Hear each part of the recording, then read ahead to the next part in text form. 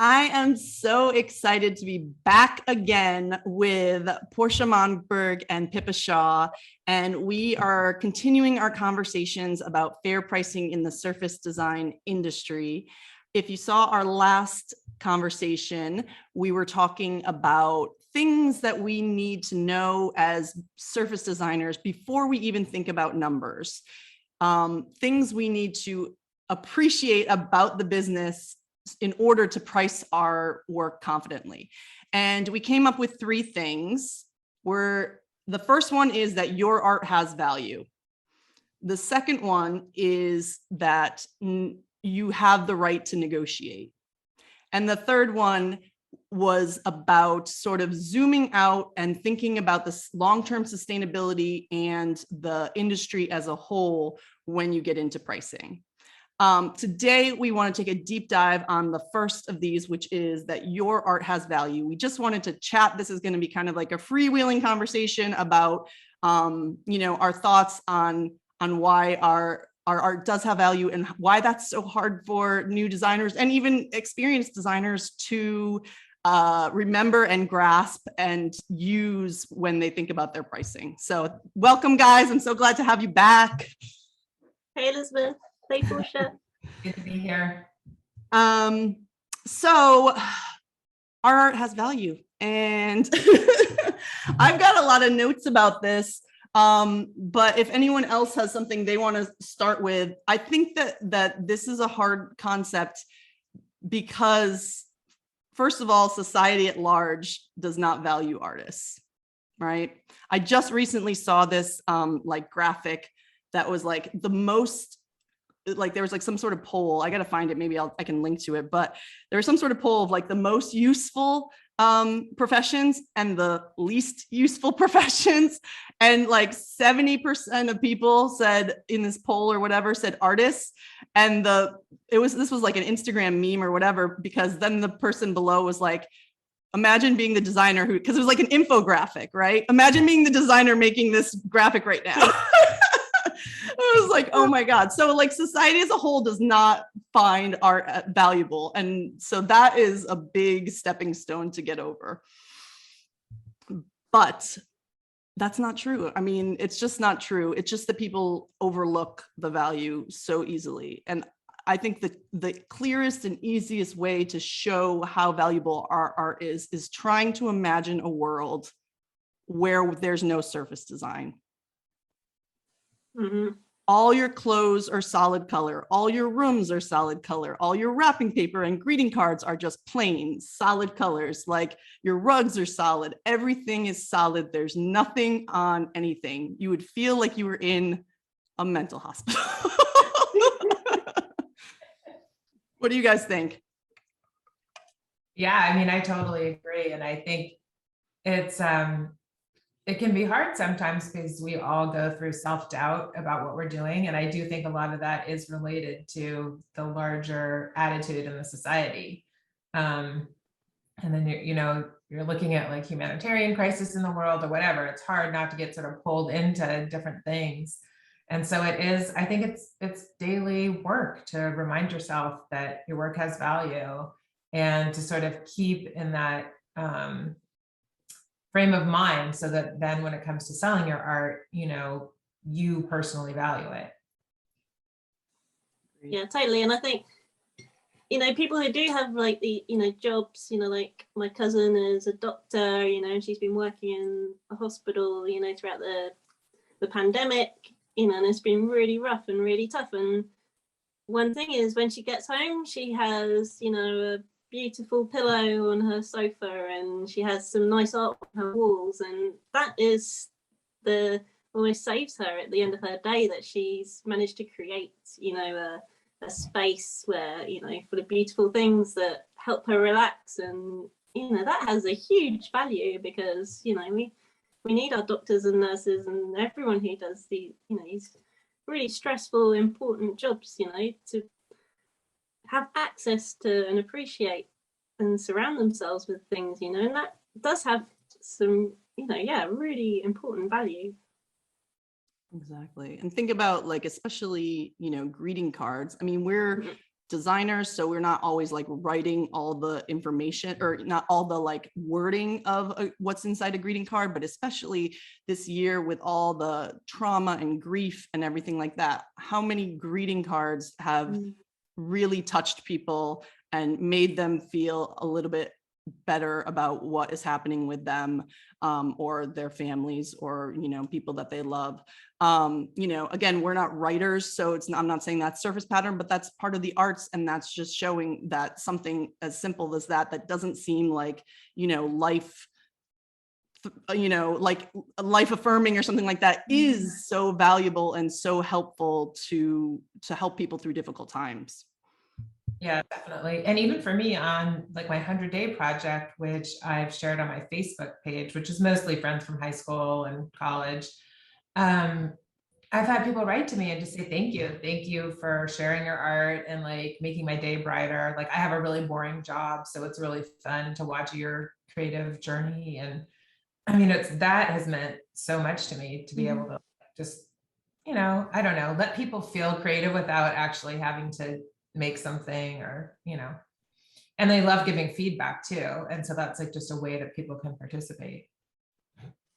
You know, I think it's a good exercise if you're an artist, if you're a surface pattern designer and you're having a hard time, you know, realizing how valuable your art is. Think of some of your favorite objects in your house. Think of your mug that you look at every day that has a funny phrase on it, or has an uplifting phrase, or the picture that you have next to your desk because it lightens, you know, like brightens your day. Think about not having those, and like how, you know, how much joy they add to your life. And that is the value of our art, right? Completely. And also if someone gifts it to you, you know, and it's something that you love and treasure, you know, and then you've always got that memory. And I don't think, you know, a plain blue biscuit tin would do the same thing, but if you've got an Orla Kylie biscuit tin that someone special gave you, you know, it connects you. There's more of a connection, I think, you know, on an emotional level. I totally agree. I think one of the things that makes us devalue our artwork is the idea that if it's quote easy, it's not worth money, right? So as we develop, as we get better at things, as we get in the flow with our art, things do get a little bit easier. I mean, I'm not saying it's always easy, but things do get easy, get fun. You might do a pattern that just was like, whew, you're just in the moment and you're done in like a half hour, 45 minutes. And yet you just are like, this is it. I love it. But it was so easy. So therefore, like, oh, that pattern's like a $50 pattern. I did that in 25 minutes or whatever. It was just so easy. I think we have that idea. What are you guys' thoughts about having that, you know, that ability and being able to do something easily versus the value of it? Well, I feel like that easy pattern came through loads and loads of hours of hard work, that there's no way you could just start out and have a pattern be easy. So, and I think that gets overlooked, that when you're pricing your work, you're not just getting paid for that piece, you're getting paid for your skills and your craftsmanship, and that you developed over a long period of time. Yeah, completely. I was going to say exactly the same thing. It's years, you know, and even if you, like I said last time we spoke, it's even if you weren't a surface designer, you know, the whole time, but you were an artist or a graphic designer, or, you know, any other, you know, just a hobby, you know, you painted for yourself or whatever it is, you know, you learn so much over the years. And you're this type of person as well that buys books on design and interiors, and every time you look through a magazine, you know, you're building up your knowledge base and making decisions about the things that work, the things that don't work, the things that you connect with, the styles that you don't. You know, if you think of it from that point of view, I mean, it's, you know, such a badly paid job, because there's so much, you know, obviously there's some enjoyment in it, and I think that's the part that, you know, people struggle with. It's like, you shouldn't get paid for something that you enjoy doing, I think, in the words we use as well, because, you know, you hear people say, it only took me half an hour only, you know, the only Mhm. is like, that's as soon as you say only, you know, Mhm. that's where you're going wrong. You need to, you know, really sort of take a look at the words you use and the Your phrases you phrasing use. and just, right? Oh, it was just a quick thing. It was just yeah. this thing that I did. No, just only. That's Gotta 20 get those. years of experience and, you know, Exactly. hard work And you know, again, think of it from the perspective of a different job. You would hope that after doing it for 20 years, a surgeon thinks doing a routine surgery that they have done twice a day for 20 years is easy, right? You know, if it's a very special case, something really weird, maybe, but like if it's a surgeon that's always whatever doing something routine, you should hope that it was easy. And do you think they should charge $50 for that? Because no, obviously they would never, you goodness gracious. So just because something's easy, it doesn't mean that it's worth less. Right. completely. Yeah.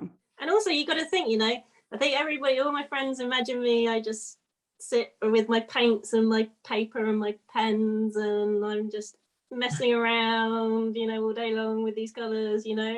This is a business. You have to approach it if you like a business, you know. And I wish that I could spend more of my time doing those fun bits, but it's like crazy sometimes, you know. I'll find a few hours in the evening in front of the TV or on the weekend where I'm like, right, I'm actually going to do something creative, because so much of our job is doing the things that no one sees, but you really, you know, contacting clients and sending emails and marketing. And like I just launched a new fabric collection, and you know, that's like a week's worth of, you know, I had to make videos, like prepare blog posts, Facebook, Instagram, you know, I know you took some gorgeous photos, some beautiful, and I was thinking they're so well styled and beautiful. That's a skill all its own, right? You know, being able to take those photographs and the good lighting.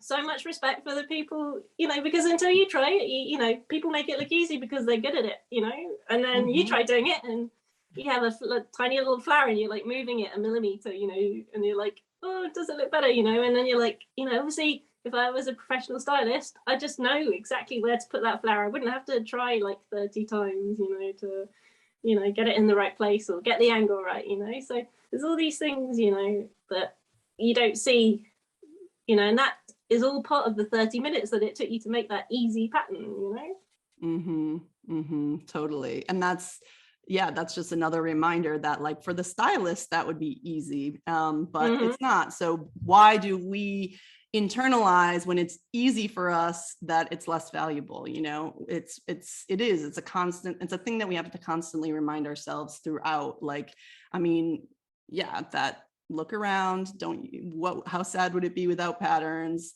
You know, look around, how don't we think other places, you know, other professions are easy? Hopefully they think their thing is easy when they're doing it, and that's still worth something. You know, it's looking externally, because honestly, internally is where our confidence, our lack of confidence, our imposter syndrome, all of those things start to take over. So yeah, I wanted to talk a little bit about imposter syndrome, but before that, I think that there's also this attitude that along the lines of like easy, if a design is simple and that it doesn't have a ton of elements, or, you know, the shapes are simple, that somehow has less value in the marketplace. I've seen this a lot. And it's just a comment that really bothers me, because I feel like, say you're selling a notebook. Okay, if you sell a notebook with a complicated design, are you actually going to charge more for that notebook? Probably not. You're probably going to charge whatever you're going to charge for that notebook, whether the design is complicated or simple. And I mean, I personally make a lot of complicated designs, so I'm not trying to devalue that at all. And I know how long they can take, but I also feel like when it comes to when you put your business hat on and you're selling, don't sell yourself short on your simple designs, because those can be really challenging too. And to get a simple design that really sinks, that's really amazing, it's not easy. You know, you have to have everything just right. And I'm thinking about like Mary Mecco. I mean, think about those Mary Mecco flowers. You know, someone could look at that and be like, oh, I could do that, but you didn't. And she did. And it's an amazing, iconic piece of work. And it's Totally. everywhere, still in Mm. 1,000 different colors. Yeah, and it always makes me smile when I see it. Yeah. Seriously. There is this show on this like sketch comedy show on Netflix. And it's called I think it's like Tim Robinson does it. I think it's like I'll be leaving now, or I should leave now, I should leave, or something. I can't remember exactly. Mhm. But this season, and it's pretty wild, but this season they had an episode and the guy had this shirt on, this like button-up shirt that had all this like pattern on it. And he was like talking about how he spent like $500 on the shirt, and it was a whole store full of shirts. He's like, because the patterns are so detailed. He's like, this is a $500 shirt. The patterns, do you see how like how intricate they are? And he's like going overboard. He's obviously hilarious and whatever, but it spoke to me. I was like, can you imagine if you could sell something for more money, way more money? But no, but a button-up shirt is a button-up shirt, whether it has a little stripe or it has like some crazy intricate patterns on it. So you make such a great point. Unless you have a brand name associated, like a really famous name, and then, that changes things too. And that, for a lot of designers, that's your ultimate goal as well, is to have a brand and then have to trademark your brand name, your designer name, and then license out your logo at the same time as you license out your designs. And that obviously that reads more to our third pillar, about thinking long term, and but I always think of Orla Kylie, in her 60s, 70s style retro patterns, which are very often just one motif repeated, and she didn't just sell them for $50. She obviously had the confidence that, she was going to sell them, on her own products, but then she didn't just take a lowball offer. She is still licensing, the leaf pattern now in 1,000 different colorways, like the Mary Mecco, and that's got a lot of value. I mean, her, obviously the quality of the products is good too, but it just, think of those people, when you're thinking, oh, it's only a simple pattern, It's not only a simple pattern, it's a beautiful simple pattern. There's a lot of not so good simple patterns, and yeah, yours. So then let's dig into, because you said she had the confidence to do that, and that's it. Let's talk about confidence and imposter syndrome and those issues. They've been coming up a lot. For I was just talking about this in a recent workshop that I did. I made it like a very big part of. I think that it's such a huge part of your success is your confidence. And just last night I was on a talk on Clubhouse for the art licensing show, and that was the topic, was like having confidence in art licensing. And so this topic has been coming up a lot, and I think that it really relates to how we see our art as having value. Yeah, definitely.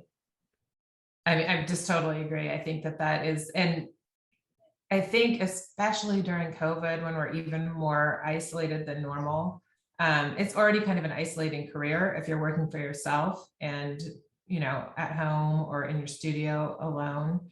And then with COVID, I just feel like it compounds, and it's just easy to get into your head and, just have this negative self-speak, and not sort of be out in the world getting, positive feedback, no trade shows, nothing.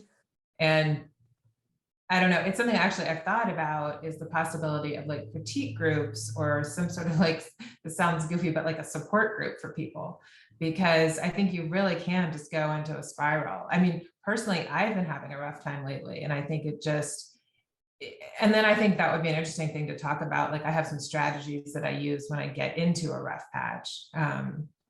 But yeah, it can definitely be taxing. Totally. Hey, I mean, hit us with one strategy. People need this. For me, it seems to go one of two ways. Either I just try to like shut out all of the external forces that are maybe causing me stress, and I just make work, and really just try to like power through and just make some really great pattern. Or I'll go over to my desk that has like because I tend to work on the computer. So then I'll just like do some watercolor that's not really related to pattern or anything, you know, just kind of take a creative break. Or what I've actually done this week is just kind of take a break from making work at all. And I do think sometimes when I get in a quagmire of just self-criticism or, you know, I don't know, trying to figure out what the next thing is that I should make and I feel stuck, just sometimes I just need to take a break. And especially, like I said, during COVID, where it's like Groundhog Day, like every day feels the same anyway. And so like just taking a break can be really important just to refresh. Yeah, I love that. I couldn't agree more. The thing that I also would recommend is, I mean, we've all heard this, but like social media, unfollowing or muting or whatever the people who are triggering you because their art is either similar to yours and they're doing really well, or even if it's totally different, but they're just doing really well. And I've had a hard time doing that because it's like, oh, these are my like friends, you know, internet friends and like whatever. And it's like, I mean, I want to see what they're up to. I want to keep, you know what's going on, but I've had to do it for a few people and I can't tell you, like literally feels so much better. And it has made such a significant difference. And like I said, I feel the hard part was like actually doing the muting, because it's like, I love what they do and I respect them and all that stuff. But it's like, it has made such a difference to not have that comparison and not be worrying about what thing they're releasing that week and how they're promoting it that seems awesome and whatever else, you know, that's not in my head all the time. And it's like, oh, now I've forgotten about that person. And, you know, it's like, it just really, really helps. So even though it can be tough to do that, especially if it's someone that you kind of know, or that you really love their work or whatever, if there's that person that every time you see their stuff, you're like, oh, wow, they got another thing, man, like that's so awesome. Mute those people. I really mean it. I really mean it. Yeah, the comparison trap is, I think anyone who says they don't fall into it is, well, you know, yeah, pretty much lying. Everybody falls into the comparison trap at some point, usually when you're really tired or really stressed, or like, you know, Portia said, you know, you got other things going on in your life not to do with work, and that's when all the doubts creep in, you know, in any, you know, in any area of life, it's like that. And you know, it's easy to spiral down, and it's easy to focus on what you don't have and what other people seem to have. And actually, you don't know anything about their reality. They could be miserable. They could be unhappy. They could think that their, you know, work is not very good, and they're just, you know, acting that they're really successful, because, you know, sometimes, you know, that attracts success. Like, you know, everybody's different. Everyone's circumstances are different, and you know, you think, oh, you know, I did Surtex the first time, the same time they did, and now they've got all the clients that I wanted, and no. But you only notice when they're having the successes. They don't post like, oh, I've had like 5 rejections this week, and this company I really wanted to work with, like, you know, or didn't even that collaboration that you wish you had paid out $7 because they don't value their artwork and they're not listening to this talk right now. But yeah, exactly. You're so right. It's true. So getting around that comparison, the imposter syndrome thing, like, you know, that's more traditionally defined as something where you don't think that you're good enough, your art is good enough to be successful or to get the deals that you want to get, or whatever it is. And, you know, you are afraid that everything, you know, you're going to be found out as someone who's not talented or can't hack it or whatever. That's sort of the definition of imposter syndrome as I understand it. And for that, I would say, like, my personal recommendation on that is remembering that every client is different, and everybody, like, art is 1,000% subjective, right? The things, I just did a newsletter about this somewhat recently, where I picked out like 8 or 10 outfits, like dresses from various like sources, and sent them along. And I said, which one would you love to wear and which one would you never wear? And I tried to go really different on different styles and stuff like that. And that was an illustration of, I know that Portia picked a different one than I did, and Pippa did too. And we have different tastes, we have different styles, we live in different bodies, whatever. So, you know, to say my art isn't good enough, someone's going to find out. Your art is good enough for somebody. Your art is someone loves that. Someone would pick your art as their number one, and say, you know, I don't like whoever you're like looking up at, like, this is amazing, right? So it's really subjective. The things that I have in my licensing portfolio that I've had for 5-10 years, well, not 10 yet, but you know, for a long time, and I'm like so over it. It's still, you know, these things can still be licensed and people can find them and be interested in them. And it just depends on the customer, the manufacturer, you know, things also go in and out of style. So, you know, remembering. Timing is such a big part of it. Like, I was just lucky that I had I guess, you know, I hadn't planned it. I had a really, you know, simple rainbow, sunshine, cloud, you know, design that I did. I had it like for a friend's baby in mind, you know, because sometimes it's really helpful to have, you know, someone you know, or, you know, in mind when you're designing. And I haven't done masses of stuff for kids and babies, so I just thought, okay, you know, this is a really good thing to do. And, you know, I just was half concentrating. I was trying to be a bit different, you know, on the sofa, and then I happened to do it just before the pandemic. And then, you know, the rainbows were like a huge thing during the pandemic. You know, I mean, they were a thing before, but they, you know, really, people really related, you know. And I was lucky that I already had this design and it was already on some products already, and you know, it's just the way it is. Whereas now, like, I don't know, like it's just not as popular anymore. It was just for that year, it was super popular, and I'm very grateful for it. And, you know, but that's the way it is. It doesn't mean that it was good last year but it's not good this year. It's still the same thing, you know. It's just, you know, what people need. Or there could be kind of a zeitgeist around popular design that's not very explainable. I mean, the rainbow one I can understand, but other times, you know, you're kind of like, why are sloths popular? I don't know. Yeah, no, could never get that one.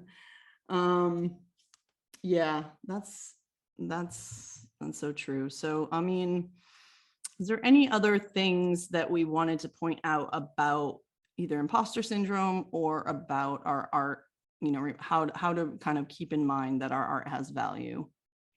Well, I think one thing is accepting that you're going to go through sort of some emotional ups and downs around your art. I just to know that that's normal. That's part of being a creative person. That's part of being an artist. And to kind of come up with some strategies that can pull you out of it. But just kind of accepting it, I think, makes it easier, because then you're not, once you're trying to like fight the emotions or fight the, you know, what's wrong with me? Why am I having these doubts? It's just like, you know what, that's part of the deal of being human and being creative. And like I have, oh, sorry. Go ahead. No, I was just thinking, you know, like as well, you don't always look for outside, you know, people telling you that it's good, you know, that doesn't make it good. Like some of my favorite patterns, like other people just don't like, you know, and I just love them and I love them. And, you know, I did get upset, you know, that other people, you know, they didn't really, and I was like, oh, but can't you see? But it's just the thing, you know, I connected it with it, you know, for whatever reason, and, you know, other people don't, and it doesn't invalidate it, you know. If anything, it's more special. And maybe in 5 years' time, you know, that it will be, you know, something that, you know, maybe it's a bit too different. Maybe the colors are a bit too way out. Maybe, you know, 100 things, you know, and just try not to take it personally. It's so easy to take everything personally because your art is so much a part of yourself. Yes, definitely. Yeah, that's a really good point, that we, more than, you know, other people, are putting our personal stuff out there in the world, and that's like so brave. Anyway. So yeah, and that's you're not validated by other people. You can validate yourself as well, you know. It's not just from external sources. Yeah, that is a great point. That's a great point. And as artists, yeah, it can feel very personal, those rejections and or not hearing back anything or just lack of success or whatever. It can feel very personal. And that's something that I was actually, talking about in this confidence clubhouse last night, because the benefit that the thing that I took away the most, or that I use the most, let's say, from my time working in-house, is having seen things be, turned over and changed and manipulated and whatever. I have a very commercial sense of my artwork. And I think I always have, honestly. I was never wanted to be a fine artist, never, I don't get too personal about my art in general, but like, definitely after that experience, I have a very commercial sense of how things work and the decisions that are made. And because of that, I don't take it personally. If I love it, hey, that's awesome. If it doesn't go anywhere, that doesn't mean it's not awesome. Just like what Pippa just said. And, even the best art gets put to the side for less good art because the buyer needs something specific in a certain place and they already have something that looks like the first one. That things get moved around and changed so regularly that it is pretty much never to do with the skill, the quality, anything about the art, but we do take it so personally because it is something that we worked on. And again, I wonder if we think about other professions, is a plumber getting like, oh, I didn't fix that toilet, like, oh, I used this kind of thing and I should have done this and I messed up here and like whatever. It's like, as long as it works and who cares, so we put that personal, that we put ourselves into it. And I think that makes things really difficult when we don't see the success that we want immediately, or Yeah, and you can look back at history as well, history of art, and you look back at some of the most famous, most valuable painters of art, now, and you look back and they sold maybe 3 paintings in their whole career when they were alive, and we can see the value, and it's crazy, the skill, the talent, and they only sold 1 painting, like Van Gogh, or like Cézanne was kind of successful, but he was from a really rich family, so he could afford to carry on. And obviously fine art's another kettle of fish. You're meant to suffer for your art, and which obviously impacts on us as well in our careers too. But the artists that were really successful when they were alive, you don't even hear about them anymore. It's history's forgotten them. It's very interesting.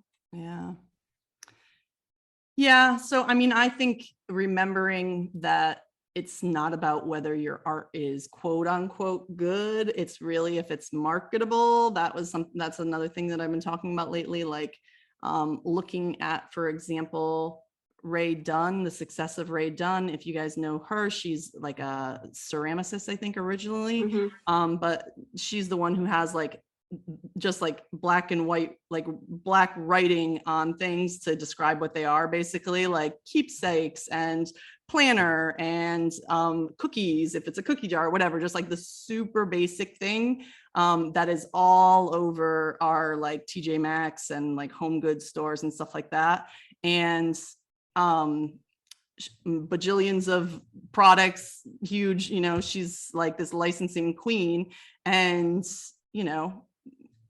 very, very simple, very, very simple thing. And so it's like, that was marketable. That was something that people wanted. And there we go. So it's not, again, that's like sort of a testament to it. Hopefully that's not discouraging. That to me is encouraging, because it's really not about how, your skill level and your, it's just about finding that right kind of like market and that right niche, and just keeping going. Yeah.